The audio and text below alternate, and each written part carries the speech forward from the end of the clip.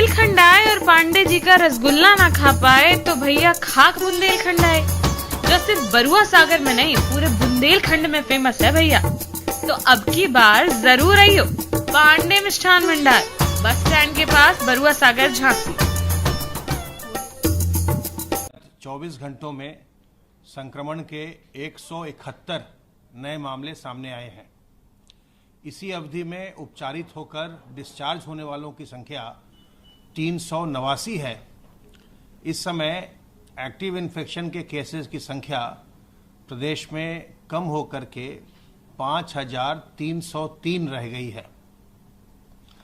5303 active cases में से 1372 home isolation में हैं और 360 निजी चिकित्सालयों में अपना इलाज करवा रहे हैं।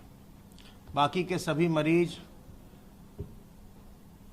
राजकीय व्यवस्था L1, L2 और L3 स्तर के चिकित्सालयों में अपना निःशुल्क इलाज करवा रहे हैं।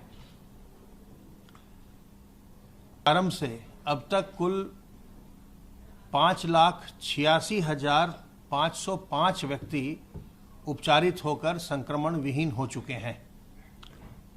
संक्रमण जिन लोगों को हुआ, कोविड संक्रमित व्यक्तियों में से आज तक कुल 8,662 लोगों की मृत्यु हुई है। कल प्रदेश में 1,01,093 सैंपल्स की जांच की गई और अब तक कुल मिलाकर 2,79,89,752 सैंपल्स की जांच की जा चुकी है। कल प्रदेश में सभी जिलों में पल्स पोलियो का अभियान प्रारंभ हुआ और प्रदेश के 1,10,000 बूथों पर कल बच्चों को पोलियो की खुराक पिलाई गई। आज से पोलियो कैंपेन का जो हाउस टू हाउस ड्राइव होता है, घर घर जाकर जो बच्चे भी बूथ पर दवा नहीं पी पाए उन्हें दवा की खुराक पिलाई जाती है, वैक्सीन दी जाती है।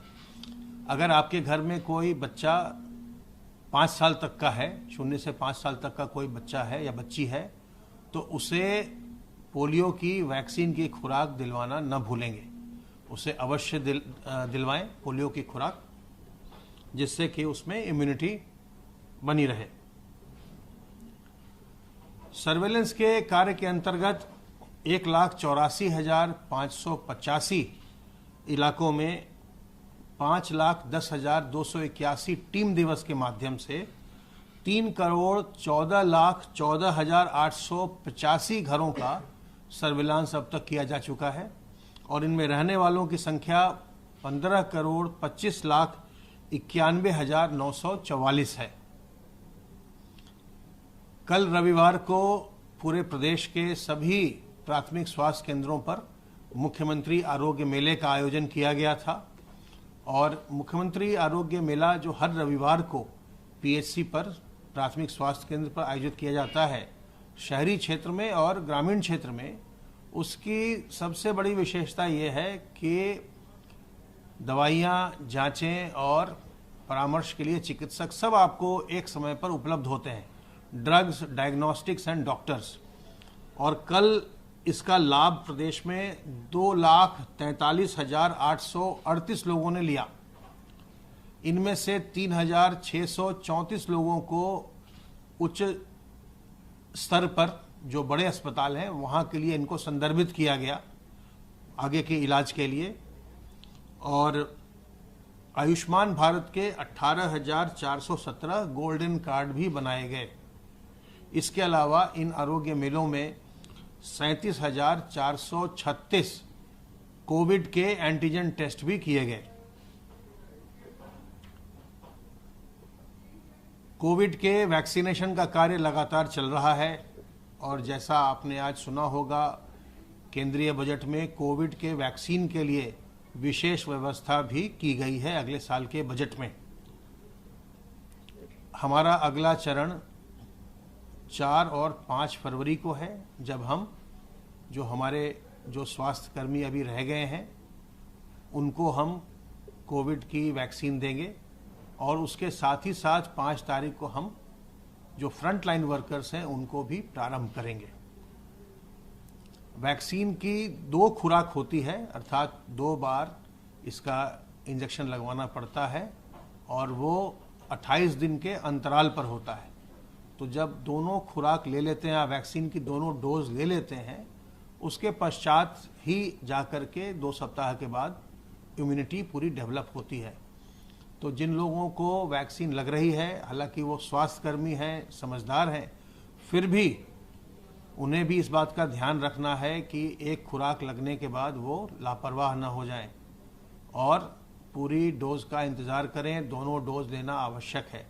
ये भी नहीं होना चाहिए कि हम एक डोज लें और दूसरी डोज लेना भूल जाएं, उससे भी फिर कोई बहुत लाभ नहीं हो पाएगा। इसलिए दोनों डोज लेना बहुत आवश्यक है और वैक्सीन लेने के बाद भी जो सावधानियां हैं उसको बरतते रहना आवश्यक है।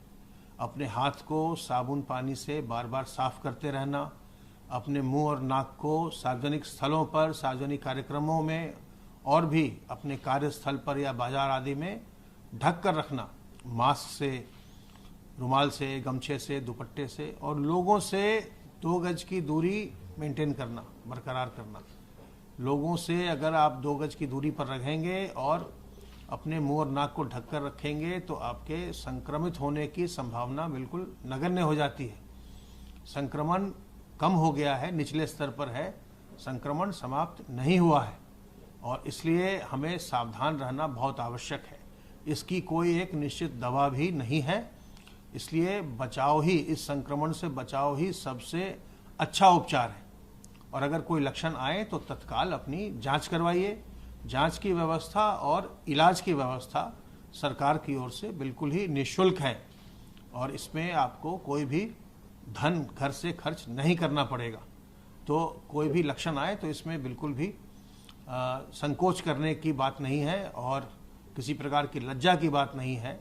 तत्काल अपनी हमको जांच करवानी है और अगर जांच में संक्रमण पाया जाता है तो हमें अपना इलाज करवाना है। तो सावधानी बरतते रहिए, अपने बुजुर्गों का ध्यान रखिए, बच्चों का ध्यान रखिए, गर्भवती महिलाओं का ध्यान रखिए और जो लोग पहले से बीमार या कमज़ोर हैं उनका विशेष ध्यान रखिए। सावधान रहिए, सतर्क रहिए। कोई 1800 180 51 45 पर फ़ोन करके अपनी शंका का समाधान करिए। संक्रमण मुक्त रहिए, स्वस्थ रहिए और प्रसन्न रहिए।